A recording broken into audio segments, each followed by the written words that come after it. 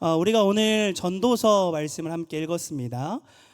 전도서 말씀을 오늘은 좀 더 객관적으로 전도서 전체의 내용이 어떠한 내용인가 그거를 우리가 한번 오늘 좀 살펴보려고 해요. 그래서 전도서에서 말하고 있는 바가 무엇이고 전도서에서 어떠한 메시지를 담고 있는가 그것을 조금 더 중점적으로 오늘은 이렇게 살펴보려고 합니다.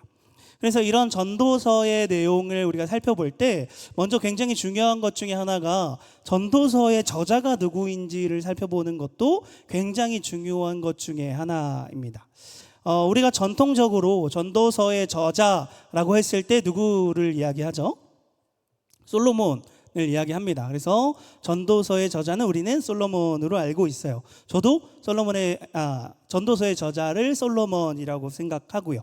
그런데 우리가 자세히 이 성경을 들여다보면요, 전도서 안에는 두 가지의 목소리가 등장을 합니다. 그러니까 솔로몬의 목소리뿐만이 아니라 다른 한 명의 목소리도 또 등장한다라는 거예요. 그래서 우리 전도서를 이 목소리에 따라서 구분을 해보면 우리 한번 그 그림 한번 띄워주실래요? 이렇게 구분을 할 수 있습니다. 먼저 첫 번째는 1장 1절에서 11절 그리고 맨 뒤에 12장 8절에서 14절까지를 하나의 목소리로 볼 수 있고요. 그 다음에 두 번째 1장 11절에서 12장 7절까지를 또 하나의 목소리로 볼 수 있습니다. 그래서 첫 번째 목소리는요, 이 성경 안에 등장하는 전도자, 그러니까 주로 이 지혜를 알려주고 이 삶에 대해서 주로 알려주는 그 사람을 소개하는 역할을 해요. 이 첫 번째 사람이. 그래서 이 현자가 이 전도자를 소개하면서 전도서는 이러한 내용으로 이루어질 겁니다 라고 알려주는 목소리가 바로 첫 번째의 목소리로 등장하죠. 그리고 이 두 번째의 목소리는요, 이 현자의 소개를 받은 전도자가 등장을 해요. 이 전도자는 성경의 내용을 보면 우리가 솔로몬이라는 것을 알 수 있습니다. 솔로몬을 지칭하는 단어들이 여러 개 있고요. 솔로몬을 직접적으로 이야기하지는 않지만 이 전도자가 솔로몬일 것이다라는 것을 이렇게 여러 부분에서 보여주고 있어요. 그러니까 이 두 번째 목소리는 우리가 솔로몬, 이 전도자는 솔로몬이다라는 것을 우리가 알 수 있죠.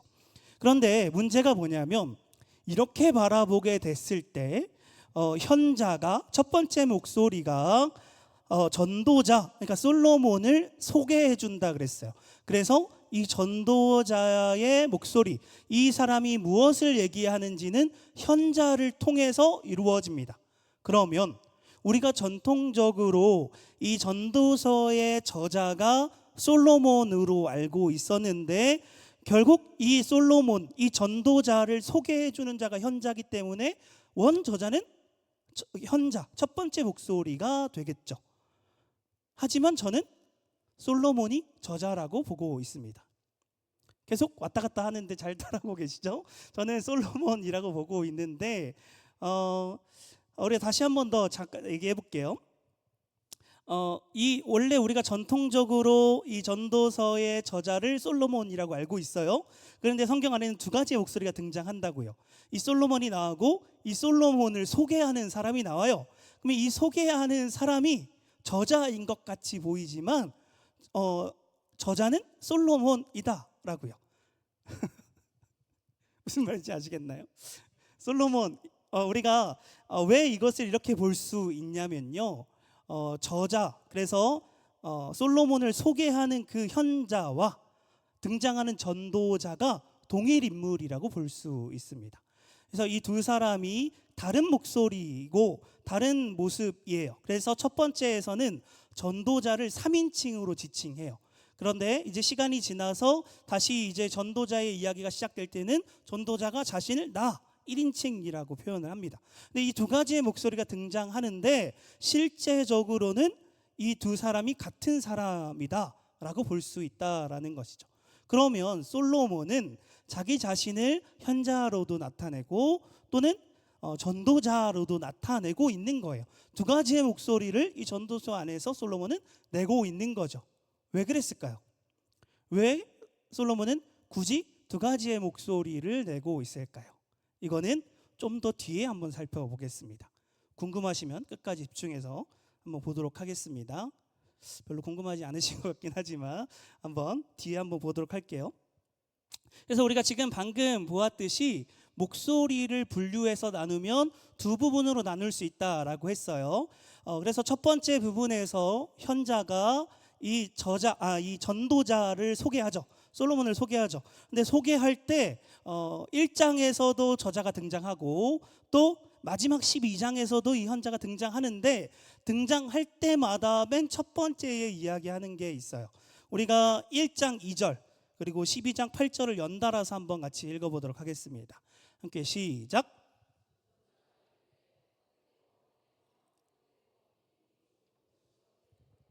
우리 12장 8절도 한번 같이 읽어볼까요? 시작.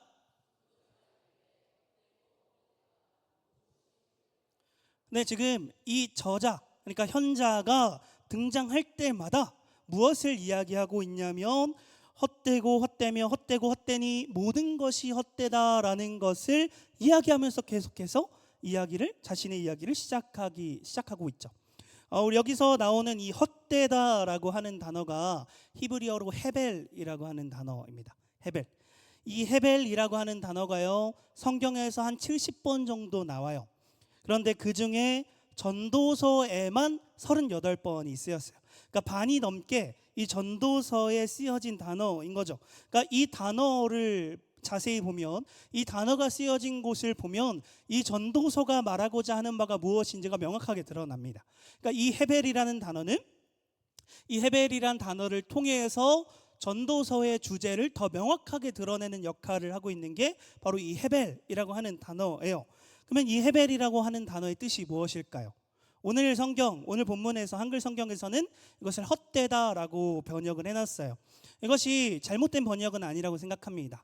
굉장히 잘된 번역이라고 생각하는데, 그럼에도 불구하고 이 헤벨이라고 하는 단어가 딱 하나의 정의로 나타내기가 굉장히 쉽지 않은 단어예요. 왜냐하면 이 단어의 원래 갖고 있던 뜻은 수증기, 연기, 입김, 이러한 뜻을 갖고 있기 때문에 이것이 정확히 어떤 뜻을 갖고 있다라고 명확하게 정의하기가 참 쉽지 않습니다. 우리가 겨울철에 우리가 입김을 불었을 때 그 연기를 한번 생각해 봅시다. 우리가 겨울날 추웠을 때 우리가 입김을 불면 그 입김이 어떻게 되죠? 눈에 보여요. 하얀 입김이 이렇게 흘러가요. 그런데 그것은 잠깐뿐이죠. 그 입김이 나왔다고 해서 그게 영원히 지속되진 않아요. 순간 찰나로 나타났다가 사라집니다. 그리고요, 이 입김은 눈에 보여요. 눈에 보이지만 손에 잡을 수는 없어요. 이것이 바로 헤벨이라고 하는 단어예요. 그래서 헤벨이 갖고 있는 뜻은 여러 가지 뜻이 있어요.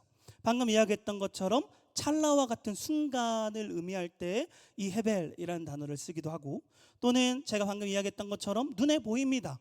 그런데 신기루와 같아서 잡힐 것 같지만 잡히지 않는 것, 이것이 헤벨이에요. 또한 안개와 같아요. 우리가 안개 속으로 들어가게 되면 어떻게 될까요? 우리가 안개에 갇히게 되면 앞이 제대로 보이지 않죠. 이 앞이 안개 때문에 보이지 않는 이 상태, 이것이 바로 헤벨이라는 상태입니다. 그래서 이것을 학자들은 여러 가지 의미로 해석합니다. 여러 가지 단어로 정의하려고 해요. 한숨, 의미 없음, 하루살이, 부질없는 생각, 무상함, 공허, 헛수고, 무용지물, 이해할 수 없는, 일치하지 않는, 이렇게 여러 가지로 한 가지 단어로 정의하려고 학자들은 이렇게 시도를 해봤습니다. 그러나 어떤 하나의 단어도 이것을 명확하게 표현하기가 참 쉽지 않은 단어예요. 딱 떨어지지는 않지만 그럼에도 불구하고 한 가지 확실한 것은 그렇게 긍정적인 단어는 아니다라는 것이죠. 부정적인 의미를 갖고 있는 것이 바로 이 헤벨이라고 하는 단어예요.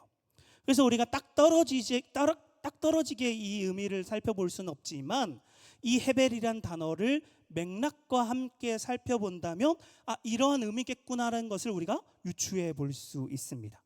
그러면 전도서 안에서 38번이나 이 헤벨이라는 단어가 등장하는데, 헤벨이 어느 때 쓰였는지 우리가 한번 살펴보겠습니다. 첫 번째, 전도자가 말하고 있는 헤벨은 바로 시간입니다. 시간. 전도자는 헤벨이 시간이라고 얘기를 합니다. 우리의 삶을 살아가고 있습니다. 우리는 각자 저마다 주어진 시간 속에 살아가고 있죠. 그리고 더 크게 보면 우리는 인간사 안에서 수많은 역사 중에 하나로 우리는 살아가고 있습니다. 이러한 인간사를 위해서 우리는 수많은 사람들이 노력하고 각자의 삶에서 최선을 다해서 살아갑니다. 그래서 각자 주어져 있는 그 시간 안에서 최선을 다해서 열심히 살아갔기 때문에 이 세상은 발전이 있었고 삶이 윤택하게 변해가고 있죠. 그런데 시간이 지나면 이 한 세대는 결국 사라집니다. 우리가 시간을 아무리 붙들고 싶어도 이 시간을 붙들 수가 없습니다. 우리 전도서 1장 4절 말씀을 한번 같이 읽어볼게요. 시작. 네, 전도서에서 지금 이야기하는 것이 무엇입니까? 한 세대는 가고 한 세대가 다시 온대요. 세대는 계속해서 바뀌어가고 있습니다. 우리가 이 땅에서 영원히 살 것 같지만, 우리의 모습을 봤을 때 마치 이곳에서 영원할 것 같지만 우리도 결국 바뀌는 세대 중에 하나일 뿐이죠. 그런데 이 땅은 어떻습니까? 이전에도 우리가 사라진 이후에도 계속해서 존재할 거예요. 우리는 계속해서 바뀌는 이 세대 속에 살고 있습니다. 그렇기 때문에 우주적인 차원에서 우리를 보았을 때는 그저 우리는 순간일 뿐입니다. 우리는 순간을 살아갈 뿐이에요. 거대한 우주 한가운데 있을 때 우리는 그저 보잘것없고 작은 존재라고 이야기하고 있죠. 이것을 헤벨이라고 저자는 이야기합니다. 두 번째, 전도자가 얘기하는 헤벨은 죽음입니다. 죽음. 이 땅에는 수많은 사람들이 살아갑니다. 수많은 삶이 있습니다. 부자가 있고 가난한 사람이 있죠. 많이 배운 사람이 있다면 많이 배우지 못한 사람도 있어요. 정말 많은 것을 얻는 사람이 있다면 많은 것을 얻지 못하는 사람이 있습니다.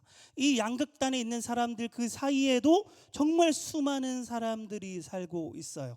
꼭 많다 적다뿐만이 아니라 그 안에 정말 수많은 사람들이 함께 어울려 함께 살아가고 있다고요.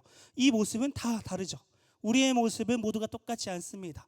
다 다른 모습을 하고 있어요. 그런데 한 가지 공통점이 있어요. 우리는 다 죽는다는 것입니다.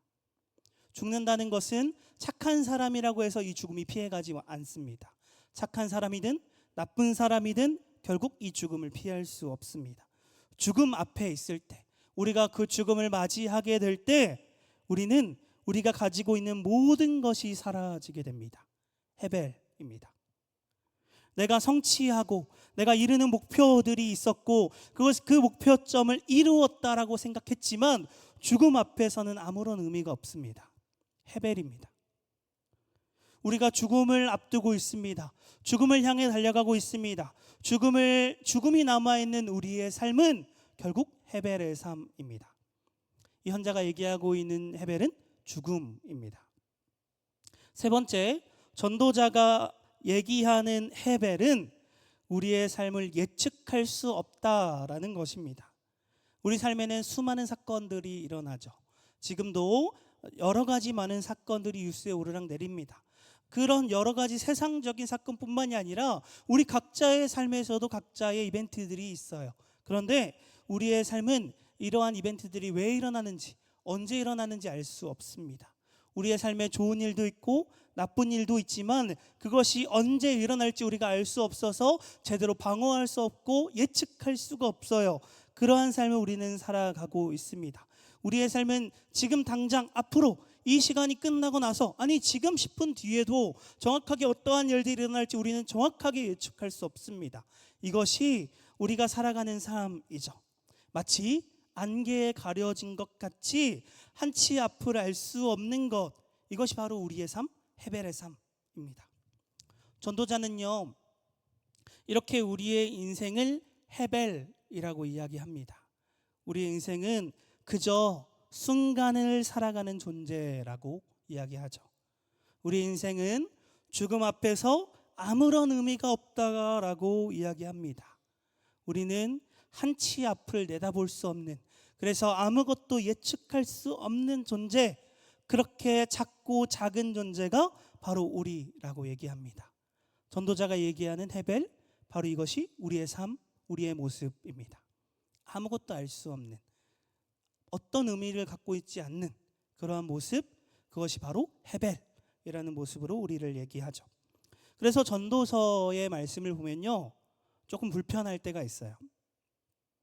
우리의 삶을 계속해서 의미 없다, 덧없다, 우리가 살아가는 삶이 아무런 의미가 없다 라고 계속 이야기하고 있기 때문에 이 전도서를 읽어 나가다 보면 조금 불편한 마음이 들 때도 있습니다. 도대체 전도서가 말하고자 하는 바가 무엇일까요? 도대체 전도서는 무엇을 우리에게 얘기하고 싶을까요? 전도서의 이 뜻을 더 명확하게 우리가 알기 위해서는 이제 현자의 평가가 필요합니다. 현자는 전도자를 소개했고 이 전도자의 이야기를 소개해주며 전도자가 이렇게 이야기했다며 알려줍니다. 그리고 마지막 12장에서 끝날 때 이 현자는 전도자의 말을 평가합니다. 전도자는 굉장히 지혜로운 사람이고 인생을 명확하게 관철하죠. 그래서 현자가 전도자에 대해서 이야기할 때 이 인생이 너무나도 명확하고 이것이 정답이다라고 이야기를 해요. 그런데 전도자의 얘기를 우리가 자칫 잘못하면 회의주의에 빠질 수 있습니다. 그래서 현자는 전도자의 말이 옳고 그것이 정답이지만 그것이 전부가 아니라고 이야기를 합니다. 그래서 전도서는 이 두 명의 사람이 필요했던 거예요. 전도자를 통해서 인생의 덧없음을 이야기합니다. 인생이 찰나의 순간일 뿐이라는 것을 전도자를 통해서 이야기를 해요. 그런데 전도자는 너무나도 회의주의처럼 보여요. 그래서 그대로 끝난다면 안 돼요. 그래서 현자를 등장시켜서 이 전도자의 말이 정답이지만 이것이 전부는 아니다라는 것을 알려주고 있는 것이죠.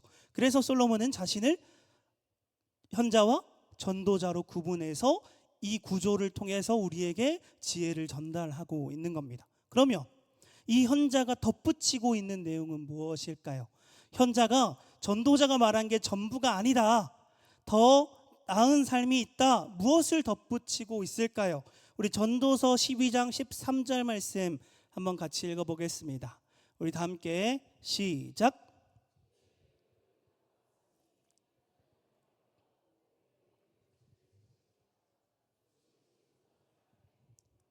네, 현자가 전도자의 말이 옳지만 전부가 아니라고 말하면서 덧붙이고 있는 내용이 무엇입니까?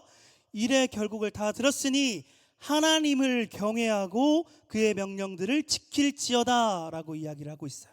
이것이 바로 모든 사람의 본분이라고 이야기하고 있습니다. 하나님을 경외하고 하나님의 말씀을 지켜라. 우리 삶에서 그 어떤 것보다 가장 가치 있는 삶이 바로 하나님을 경외하고 하나님의 말씀을 지키는 것이에요. 전도자의 말만 본다면 우리의 삶은 마치 아무런 가치가 없는 삶처럼 보입니다. 우리의 삶이 아무런 의미가 없는 것처럼 보여요. 왜냐하면요, 그 삶에는 하나님이 없기 때문이죠. 하지만 하나님을 찬양하고 하나님의 말씀을 지키는 삶은 이제 의미 없는 삶에서 가치 있는 삶으로 변화되게 되었어요. 하나님이 그 삶에 존재하게 되었기 때문이죠. 우리의 삶은요, 우리의 손에 달려있지 않습니다. 내가 내 삶의 주인이 아닙니다. 우리가 우리의 삶의 주인이 되려고 한다면 그 삶은 결국 헤벨의 삶이 될 것입니다. 우리는 영원을 사는 사람들이 아니라 순간을 살아가는 사람들이에요. 그런데 이 순간을 사는 사람들이, 우리들이 영원을 사시는 하나님께 우리의 삶이 맡겨진다면 그 순간 우리의 삶은 더 이상 헤벨이 아니라 너무나도 복된 삶으로 바뀌게 될 것입니다. 그때서야 비로소 우리는 진정으로 우리의 삶을 사랑할 수 있게 됩니다. 그제서야 비로소 우리는 우리가 열심히 살아가는 우리의 삶의 의미를 깨달을 수 있게 되는 것이죠. 왜냐하면 그 삶에 하나님이 계시기 때문입니다. 하나님이 함께 하시기 때문입니다. 이것이 바로 전도서에서 우리에게 알려주는 지혜입니다. 우리의 삶이 하나님이 없이 내 마음대로, 내가 하고 싶은 대로, 내가 주인으로 살아가는 그 삶은 결국 헤벨의 삶이라고 알려주죠. 하지만 그 삶에 하나님이 함께 하실 때, 하나님을 경외하고 하나님의 말씀을 따라 살아갈 때 그 삶은 그제서야 복된 삶으로 바뀐다라는 것을 알려주는 것, 이것이 바로 전도서의 메시지입니다. 바로 이러한 관점에서 오늘 본문을 한 번 더 보도록 하겠습니다. 우리 12장 1절 오늘 본문 말씀 한번 같이 읽어볼게요. 다시 시작.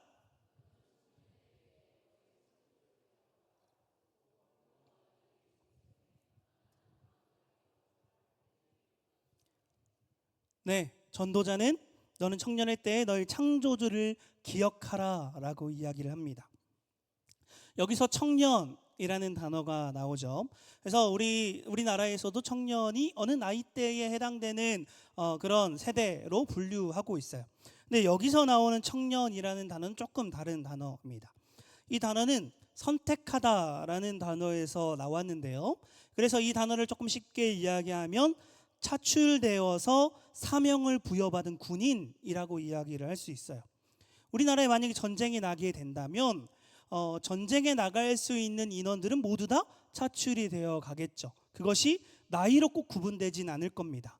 그 사람이 정말 전쟁에 나갈 수 있는 인원이라면 그 사람 모두가 다 차출되어서 나갈 거예요. 나이가 아니라 가능한 사람을 찾게 된다라는 거죠. 마찬가지입니다. 영적인 관점에서 하나님의 사명을 부여받은 모든 사람이 바로 다 청년입니다. 그래서 우리가 맨 처음에 우리가 청년부흥회에서 청년의 마음으로 이 자리에 계실 줄 믿는다 했습니다. 이곳에 있는 모든 이들이 하나님 앞에 청년입니다.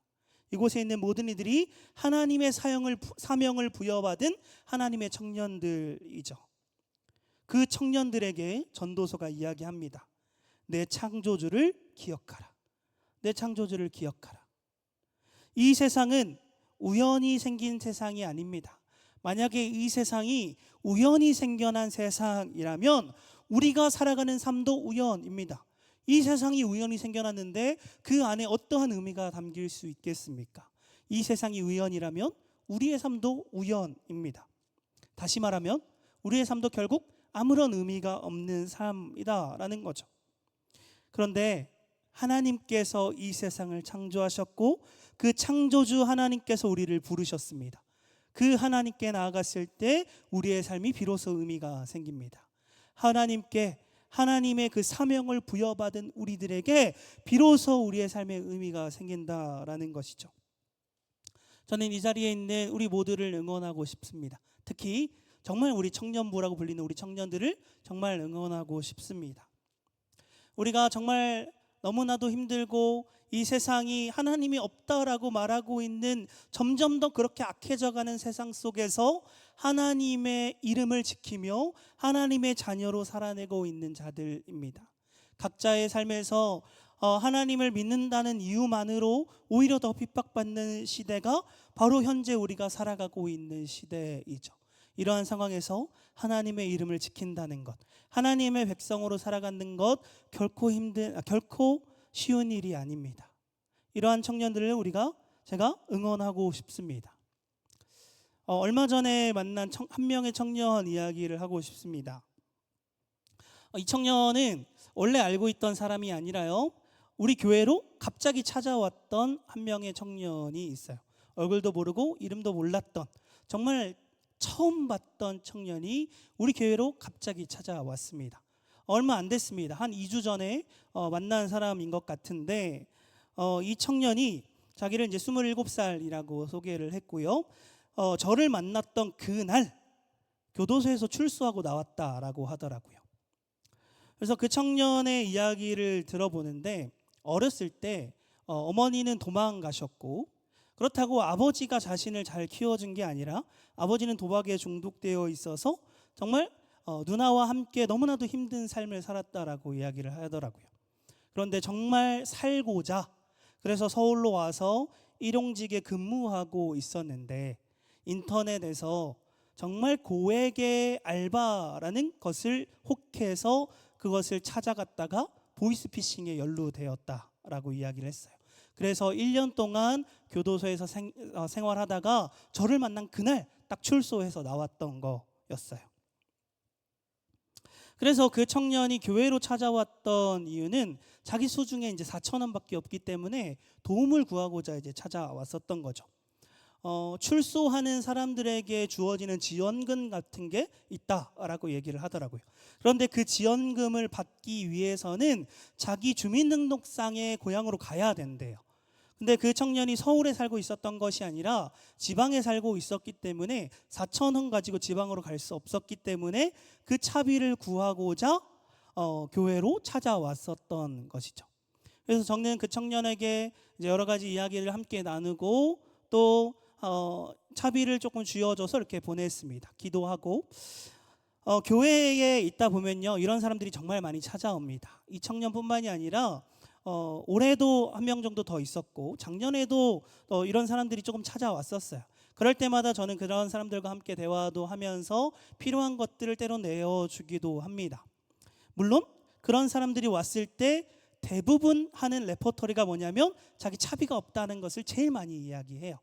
제일 많이 하는 레퍼토리가 나에게 차비가 없다, 그러니까 차비를 조금 달라라고 하는 얘기가 가장 많이 하는 레퍼토리입니다. 그런데요, 이 청년과 저는 책상을 두고 의자에 앉아 있었는데 그 청년이 책상 밑에서 손을 이렇게 바들바들 떨고 있더라고요. 이 모습을 보는데 너무나도 안타까웠어요. 이 청년을 보면서 정말 이 세상을 살아가는 게 녹록치 않다, 이 세상을 살아가는 게 너무나도 힘들구나. 그리고 저는 저의 삶을 한번 다시 되돌아봤습니다.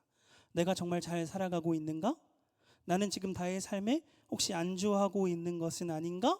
그런 생각들을 한번 돌아봤습니다. 이 청년의 말은 진실인지 거짓인지 저는 모릅니다. 제가 알 수 있는 길이 없습니다. 그럼에도 불구하고 그 청년을 위해서 진심으로 축복하고 기도했습니다. 그 청년이 지원금을 받게 되면 다시 서울로 와서 직업을 얻으려고 한다고 했어요. 그래서 다시 서울로 오면 그때 우리 교회 다시 와서 다시 만나자고 약속했습니다. 다시 올지 안 올지 모르겠습니다. 그런데 간절히 바라는 것은 그 청년이 정말 하나님을 만났으면 좋겠습니다. 정말 바라는 것은 그 청년이 어느 곳에 가더라도 그곳에서 정말 하나님을 만날 수 있으면 좋겠습니다. 우리가 청년의 때에 정말 에너지도 있고 열정도 정말 많지만 그만큼 사회 구성원으로 살아남기가 얼마나 힘든 삶입니까? 너무나도 삭막한 세상 속에서, 그런 시대 속에서 우리가 살아가고 있습니다. 정말 더욱더 시간이 지나면 지날수록 더 살아가기 힘든 시대 가운데 살아가고 있는 것이 오늘날의 우리들의 모습인 것 같습니다. 저는 오늘날을 살아가는 우리들의 청년들에게 이 전도서의 메시지를 전하고 싶습니다. 오늘 이 순간 지금 바로 너의 창조주를 기억하라. 더하여서 하나님 안에서 모든 청년들 우리 모두에게 이야기하고 싶습니다. 오늘 이 순간 창조주 하나님을 기억하라. 하나님 안에 있을 때 우리의 삶은 복된 삶입니다. 이 사실을 잊지 않길 소망합니다. 저는 고작 30대 초중반밖에 되지 않은 젊은 사역자입니다. 제가 뭐라고 인생을 논할 수 있겠습니까? 성경에 나와 있는 내용들을 그대로 이야기했을 뿐입니다. 성경에서는 우리가 하나님이 없는 삶을 살아갈 때 우리의 삶은 덧없고 우리의 삶은 아무런 의미가 없고 그저 순간밖에 되지 않는 존재라고 우리에게 이야기합니다. 그런데 하나님을 발견했을 때, 하나님을 경외하고 하나님의 말씀을 지키며 살아갈 때, 정말 그 창조주 하나님을 기억할 때 우리의 삶은 의미에 있는 삶으로 변하게 됩니다. 너무나도 복된 삶으로 우리의 삶은 변하게 됩니다. 창조주 하나님을 기억하길 소망합니다. 하나님을 경외하며 살아가길 소망합니다. 정말 하나님의 말씀대로 그 말씀을 지키며 살아가는 주님의 자녀들이 되길 간절히 축복합니다. 그래서 정말 아무런 의미가 없는 열심이 아니라, 정말 내가 왜 살아가는지도 모르는 그러한 인생이 아니라 하나님 앞에서 하나님이 보시기에 너무나도 아름다운 삶, 하나님으로 말미암아 우리의 삶이 복되게 바뀌는 삶, 하나님으로 말미암아 우리의 삶이 너무나도 의미 있는 삶, 그러한 삶이 우리 모두의 삶이 되길 간절히 축복합니다. 하나님께서 우리를 그냥 혼자 내버려 두지 않습니다. 하나님과 함께하도록 우리를 부르셨고 우리는 그 하나님의 부르심에 반응할 수 있길 간절히 소망합니다.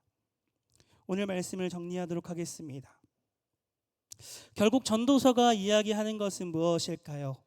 하나님을 기억하고 하나님을 경외하고 그의 계명을 지키라. 이 메시지를 우리에게 주고 있습니다. 이것은요, 현재의 순간을 살아가는 우리들의 삶의 태도입니다. 영원 불변하시는 하나님께서 우리에게 순간의 삶을 허락하셨습니다.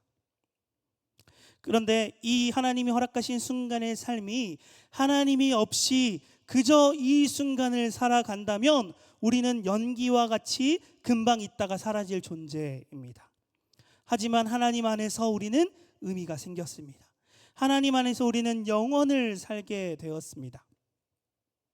하나님이 허락하신 순간에 삶을 살아가는 삶이 되길 간절히 소망합니다. 우리의 일상의 삶, 하나님이 허락하신 우리의 복된 삶이 하나님과 함께할 때 결코 헛된 삶이 아니라 하나님과 함께하는 가장 복된 삶입니다. 여러분들의 삶이 하나님으로 말미암아 가장 복된 삶 되기를 주님의 이름으로 간절히 축복합니다. 하나님이 없는 그 삶은 결국 전도자가 이야기하는 헤벨의 삶입니다. 그 의미 없는 삶, 덧없는 삶이 우리의 삶이 아니라 하나님으로 말미암아 복되고 하나님으로 말미암아 찬양이 넘치는, 하나님으로 말미암아 이 악한 세상에 한 줄기 빛이 되는 놀라운 복된 삶, 그것이 바로 우리들의 삶이 되기를 주의 이름으로 간절히 축복합니다.